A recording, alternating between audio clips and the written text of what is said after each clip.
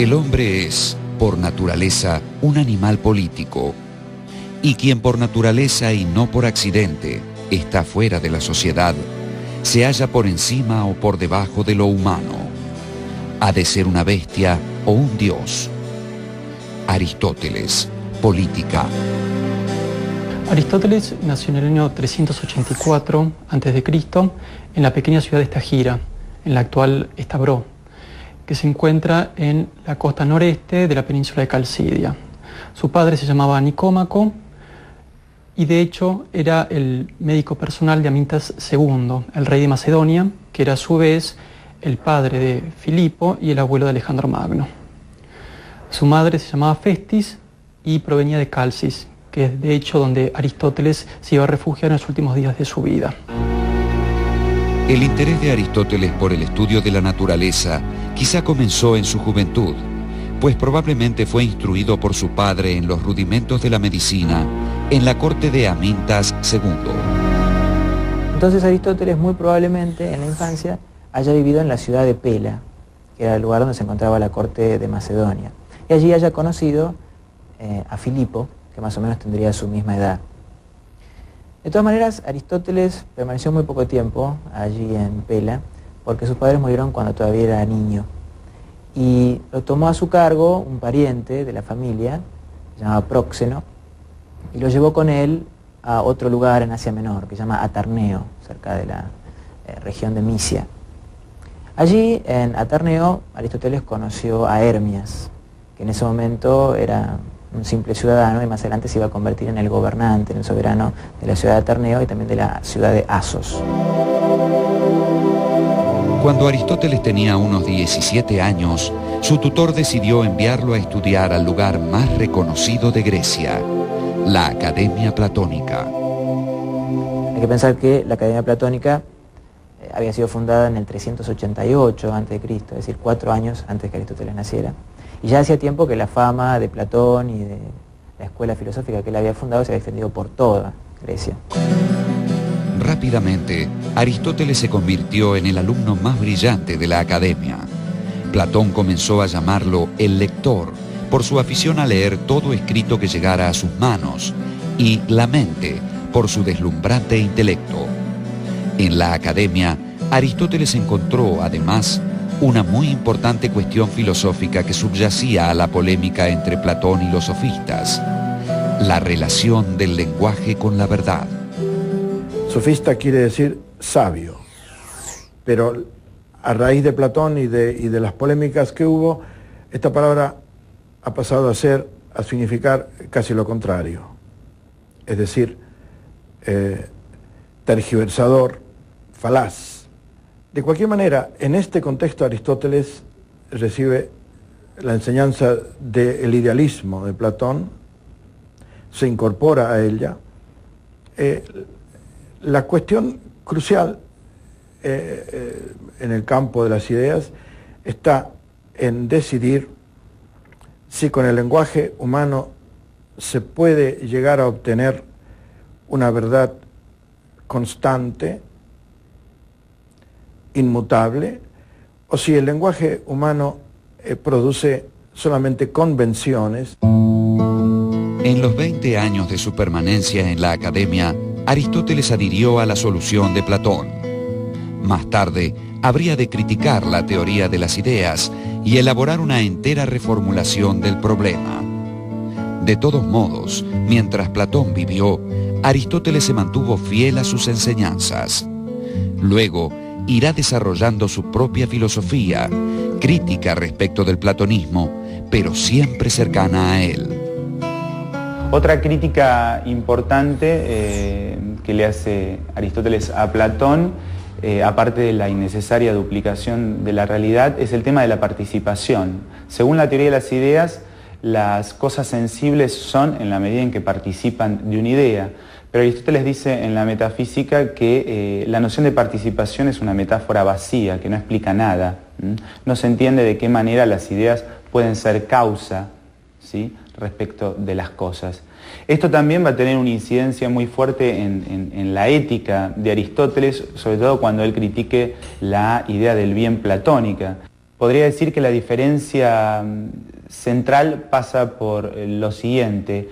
Tanto Platón como Aristóteles creen que hay algo que es la forma, la esencia de las cosas, los dos apuntan a eso y creen que la filosofía tiene que apuntar a eso, pero la diferencia es que Platón pone esa esencia en un ámbito trascendente y Aristóteles la ubica en un plano inmanente.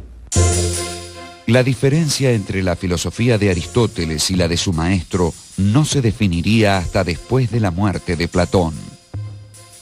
Cuando Platón muere, Aristóteles decide retirarse de Atenas, probablemente por dos motivos.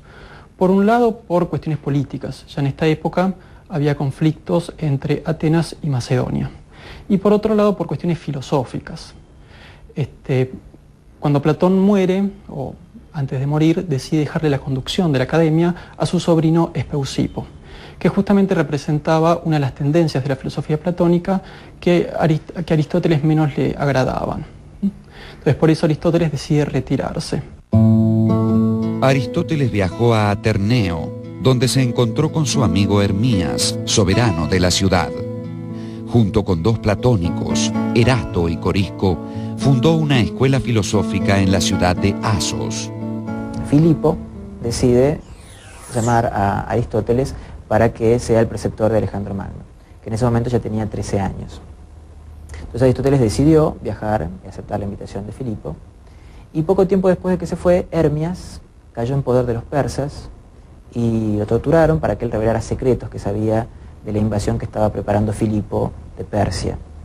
Aristóteles se conmovió mucho por esa muerte heroica, porque en ningún momento reveló los secretos de Filipo, y le dedicó un poema que más adelante le iba a traer problemas porque los atenienses lo iban a acusar de irreligiosidad y de impiedad por haber compuesto un poema a una persona que más parecía ser digno de un dios que de un ser humano. El poema a Hermías no fue el único homenaje que Aristóteles rindió a su infortunado amigo. Hermías no tenía más familiares que una hermana menor, cuyo nombre era Pitia. Aristóteles se hizo cargo de ella y poco tiempo después la desposó. Mientras, se dedicó a la formación del joven Alejandro. En el año 340, al morir Filipo, Alejandro fue nombrado regente de Macedonia. Aristóteles volvió entonces a Estagira, su ciudad natal. Luego de pasados 5 años allí en Estagira, en el 335, Aristóteles vuelve a Atenas. Era un hombre que tenía 50 años, era sin duda el pensador más famoso, más reconocido de toda Grecia. Y en ese momento la sucesión de la academia había pasado a manos de Genócrates, de quien Aristóteles en un primer momento había sido amigo y había compartido doctrinas filosóficas, pero ahora se había distanciado mucho de él. Entonces decidió fundar una escuela por su cuenta, ahora sí distinta de la academia, incluso opuesta a la dirección y al pensamiento de la academia. Aristóteles alquiló unas casas que estaban junto al santuario dedicado a Apolo Liceo. De ahí tomó su nombre la escuela aristotélica, el Liceo. En el terreno arrendado había además un jardín que tenía senderos. A Aristóteles le gustaba pasear por este lugar mientras daba sus clases de la mañana, dedicadas a los discípulos más avanzados. Como en griego, paseo o lugar de paseo se dice perípatos, los asistentes a esas clases fueron llamados peripatéticos. Los apuntes correspondientes a las clases que impartía Aristóteles por la mañana son lo que se ha llamado escritos esotéricos y son los que conservamos. De los otros, llamados exotéricos, solo nos han llegado algunos pocos fragmentos. Respecto a las obras de Aristóteles, hay que distinguir entre obras exotéricas y obras esotéricas, con X, exotéricas, y esotéricas con S. Las obras exotéricas son, al parecer, las obras que Aristóteles había destinado a la publicación, eran, según testimonios, diálogos a imitación de los de Platón, o parecidos a los de Platón. Pero el problema es que las obras que supuestamente Aristóteles destinó a la publicación no se conservaron, o mejor dicho, se conservan solo fragmentos. Lo que sí constituye el corpus aristotélico son las llamadas obras esotéricas, las obras destinadas a un auditorio de alumnos. Básicamente lo que se conservan de Aristóteles son notas y apuntes de clase. De allí el tono bastante árido y elíptico que tienen las obras de Aristóteles. Según Cicerón, los diálogos hoy perdidos de Aristóteles eran un río de oro por su elocuencia y su lenguaje elegante y preciso. Además de las obras esotéricas y exotéricas, también integran el corpus una serie de recopilaciones sobre temas muy diversos y una cierta cantidad de obras cuya atribución a Aristóteles resulta dudosa.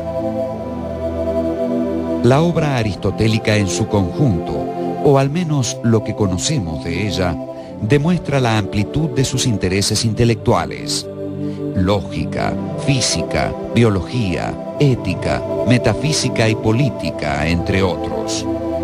Bajo la dirección de Aristóteles, el Liceo se constituyó en un foco de cultura y no dudó en fundar la primera gran biblioteca de la antigüedad, como también un gran museo y un zoológico.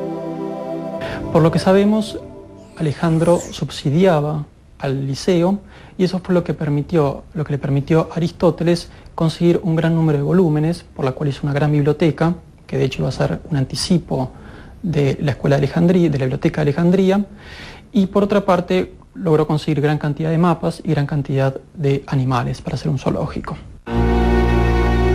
Los años en que dirigió el Liceo fueron los más productivos en la vida de Aristóteles. De esta época data la mayor parte de su obra, y aunque solo una parte de ella haya llegado hasta nosotros, sabemos que era vastísima. Los escritos conservados llenaron 106 rollos de papiro de los 550 que, según el catálogo alejandrino, ocupaba antiguamente su producción escrita total.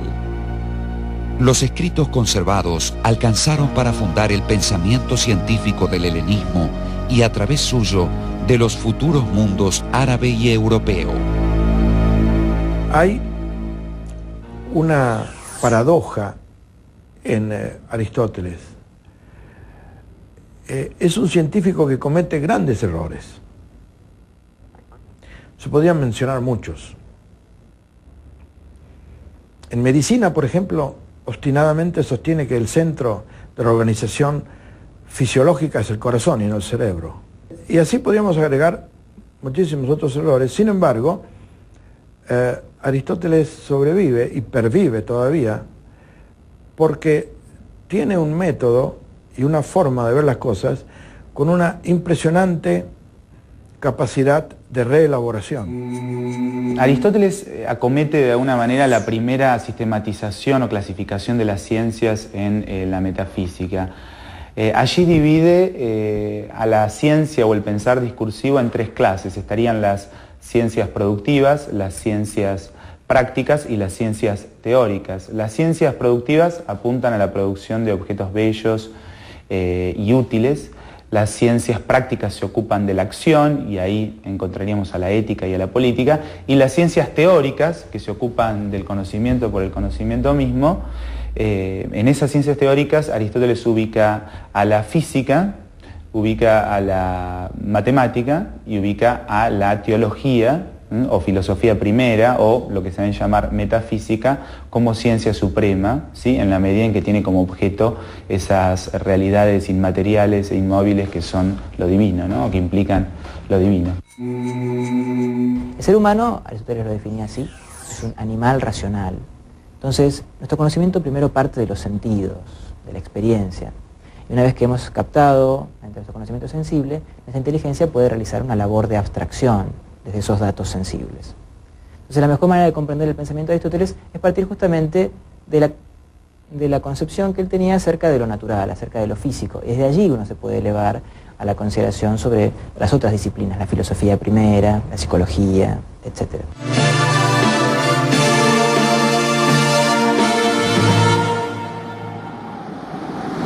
Puesto que el pensamiento de Aristóteles partía de la observación, su primer problema fue el del cambio. El pensamiento anterior había opuesto el cambio al ser. Por su parte, Aristóteles acuñó la noción del ser en potencia, que no es un no ser y tampoco un ser pleno, lo que en la terminología aristotélica se denomina ser en acto. Esta noción le permitió explicar el cambio como un paso del ser en potencia al ser en acto. Así, por ejemplo, la madera es una mesa en potencia y la mesa, por otra parte, es una madera en acto. Para explicar el cambio al que todas las cosas del mundo están sometidas, hay que pensar que en cada caso hay algo que cambia. Aristóteles llamó ousia a ese algo. La palabra griega ousia designaba el verdadero valor de una propiedad puesta como garantía en una transacción comercial. La ousia de un terreno era lo que ese terreno auténticamente valía, lo que objetivamente representaba, su realidad. La palabra fue traducida luego por los romanos como sustancia, es decir, lo que está por debajo, lo que sostiene. Lo sostenido por la sustancia son los accidentes. Una silla puede ser más vieja o más nueva, más clara o más oscura, pero seguirá siendo lo que es. Podemos hablar de la realidad o del ser en sentido categorial, y ahí aparecen las 10 famosas categorías de Aristóteles, que son los predicados más generales para hablar acerca de la realidad, ¿sí? Son de alguna manera la constante, ¿sí? O las constantes a partir de las cuales se llenan los distintos accidentes. En cuanto al cambio, Aristóteles propuso 2 causas intrínsecas y 2 extrínsecas. Esas 4 causas serían las necesarias para explicar todo cambio. Aristóteles considera que solo los compuestos de materia y forma pueden cambiar, porque para Aristóteles es la materia lo que implica la potencialidad. A su vez, Aristóteles reconoce 4 tipos de cambio. Los cambios se refieren a las distintas categorías. En primer lugar, tenemos el cambio de la sustancia. A este cambio Aristóteles lo llama respectivamente generación y corrupción. El cambio aplicado a la categoría de cualidad se llama alteración. El cambio aplicado a la categoría de cantidad se llama aumento y disminución. Y el cambio aplicado a la categoría de lugar es la traslación o el movimiento propiamente dicho. Aristóteles considera que la materia y la forma son las causas intrínsecas del cambio. Pero aparte de las causas intrínsecas del cambio, se encuentran las causas extrínsecas, que son la causa eficiente o agente y la causa final. Volviendo al ejemplo de la madera y la mesa, para Aristóteles el carpintero es la causa eficiente, es el que hace que esa madera se transforme en la mesa. Y la causa final es aquello para lo cual es hecho el objeto. En el caso de la mesa, apoyar un libro sobre ella, por ejemplo. Aristóteles llega a mostrar así que el movimiento no es algo que excluya al ser, sino que por el contrario lo supone. Esa doctrina de Aristóteles, expresada así en términos de acto y potencia, es muy importante porque él de ella va a sacar conclusiones muy elevadas. Por ejemplo, a partir de esa doctrina sobre el acto y la potencia y el movimiento, va a explicar la existencia de Dios, que Aristóteles llamaba el primer motor inmóvil. Dios como acto puro, primer motor que mueve sin distancia a todo lo demás, plenitud sin carencia alguna. Aristóteles lo definía como vida feliz y perfecta, goce infinito, pensar que se piensa a sí mismo. El hombre puede tener solo un atisbo de esa plenitud gozosa en la medida en que participa de la inteligencia contemplativa. Aristóteles señala al principio de la metafísica que la sabiduría tiene que apuntar a lo más universal y al conocimiento de la divinidad. Además de su despliegue en la física, la lógica, la biología y la metafísica, el pensamiento de Aristóteles abordó los problemas éticos y políticos. En el campo de la ética, al considerar que se trataba de una ciencia práctica, se alejó radicalmente de la posición platónica.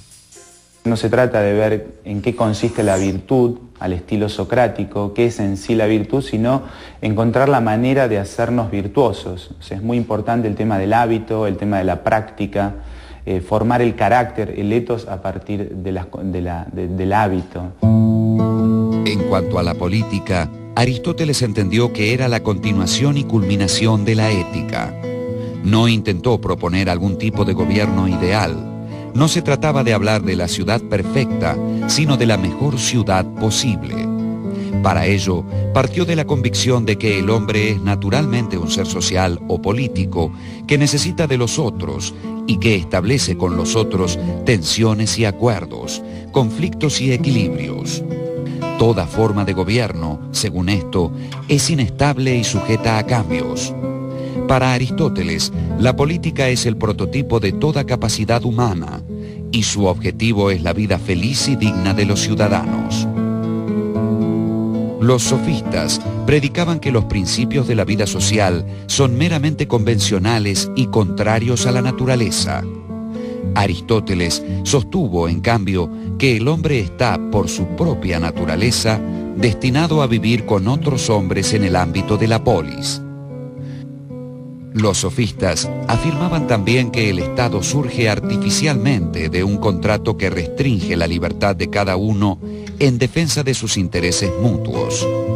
Pero Aristóteles mostró que nadie es libre ni plenamente humano fuera de la comunidad política y que ella no se organiza solo en torno de necesidades comunes, sino también por objetivos compartidos entre sus integrantes. Entonces Aristóteles, en vez de crear nuevas ciudades ideales, se pone a estudiar las ciudades reales y escribe un libro que está publicado, está traducido al castellano también, que se llama La Constitución de Atenas, que era una especie de archivo de qué había ocurrido en la Atenas del siglo V y parte del IV. Y analiza la enorme documentación que va archivando, y en ese análisis está su teoría política. La teoría del equilibrio entre las fuerzas, la teoría del equilibrio entre la posesión económica de los ciudadanos, la teoría de la relación entre monarquía, aristocracia y democracia, donde no aparece un programa absoluto, es decir, ideal. Si nos preguntamos cuál es la importancia de Aristóteles en la historia de la filosofía, podemos ver que si bien tomada en conjunto, la historia de la filosofía nos muestra muchas tendencias filosóficas o autores que se alejan del aristotelismo, al mismo tiempo, o en última instancia, observamos que siempre hay un retorno a la filosofía aristotélica. Es decir, que la filosofía de Aristóteles es una continua fuente de inspiración para los filósofos. Y por eso mismo se puede decir que la filosofía de Aristóteles es una auténtica filosofía perenne. En junio del 323 murió su protector, Alejandro de Macedonia, y Aristóteles sintió su vida en peligro. Ya el maestro de Platón, Sócrates, había sido condenado a muerte por los atenienses en el año 399 a.C. Aristóteles, en una carta a un amigo, explicó que abandonó Atenas en el 323 para impedir que los atenienses pecaran por segunda vez contra la filosofía.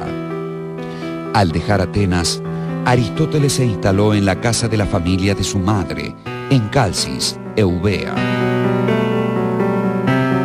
Murió allí poco después, en octubre del 322 a.C., a la edad de 63 años.